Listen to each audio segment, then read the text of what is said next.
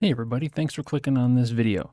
Now this video is part 3 of a 4-part series all about Riemann sums and how to find them. First video was about left-hand Riemann sums, the second one was the right, and now we're going to be doing midpoint.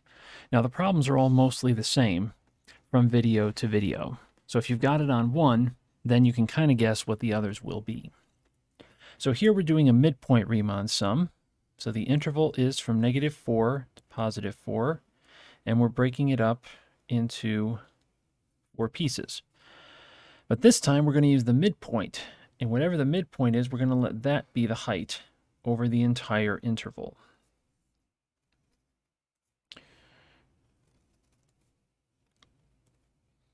So our n is 4, delta t is 2.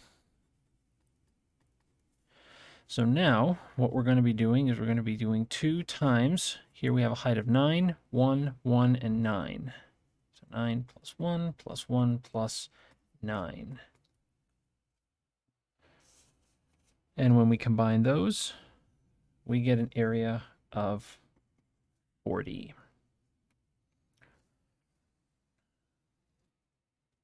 Now the next one, here we want a midpoint Riemann sum with 2 subintervals.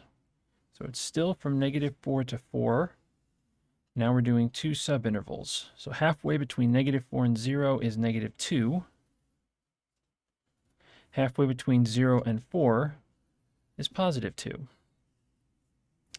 So n is 2, delta t is 4.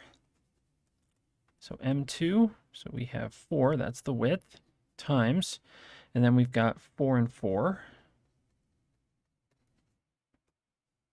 So when we put all that together, we get 32 as our midpoint Riemann sum.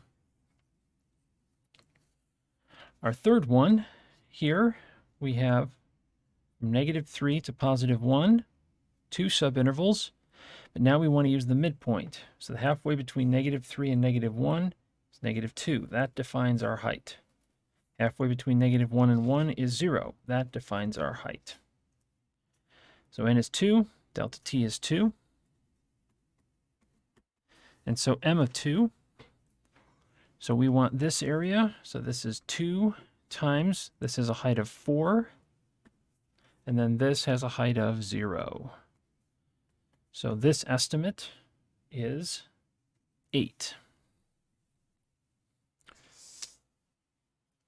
So next we have our table of values. We want to find the midpoint Riemann sum with 1 subinterval. So we're actually taking the whole thing from 0 to 120.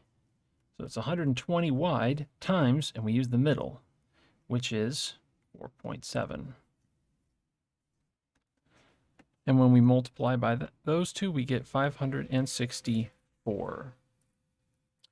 Next, we want a midpoint Riemann sum with 2 subintervals. So we're going from 0 to 60 and then 60 to 120. Problem is, we're not given the midpoint. And so this one we can't do. Now some people say, well, can't you just average those two? That kind of gets into a little bit of trapezoid, and this is midpoint. So if we're not given it by a table, can't do it. So then finally, 3 subintervals. So 0 to 40, 40 to 80, 80 to 120. And here we're given a midpoint for all 3. So, whoops, it's 40 times 2.8 plus 4.7 plus 5.2. And when we multiply that, we get 508. All right. Thanks for watching. Don't forget that we have one more video coming up on the trapezoid Riemann sums. If you like what you see and it helped you out, please give it a like. And if you want to stay up to date with all the other videos we have, click the subscribe button. Thanks for watching. And remember, the best way to understand something is to do it.